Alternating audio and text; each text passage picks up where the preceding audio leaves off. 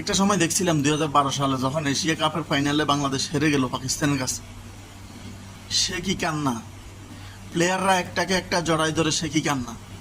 তখন ছিল তাদের মধ্যে দেশপ্রেম, তখন তারা দেশকে ভালোবাসতো, দেশকে তারা উপরে নিয়ে যাওয়ার ইচ্ছা শক্তি তাদের ছিল।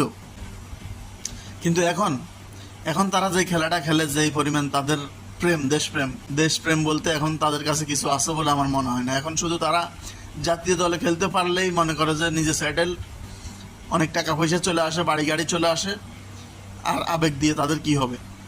তারা ওই ডেডিকেশন দিয়ে খেলে না এখন, যেটা 2012 সালে আমরা দেখছিলাম যে ম্যাচটা হারার পরে কিভাবে তারা কান্না করছিল একটাকে একটা জড়ায় ধরে।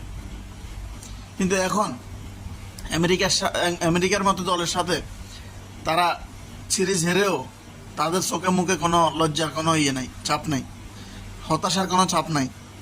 তারা এক একটা অজুহাত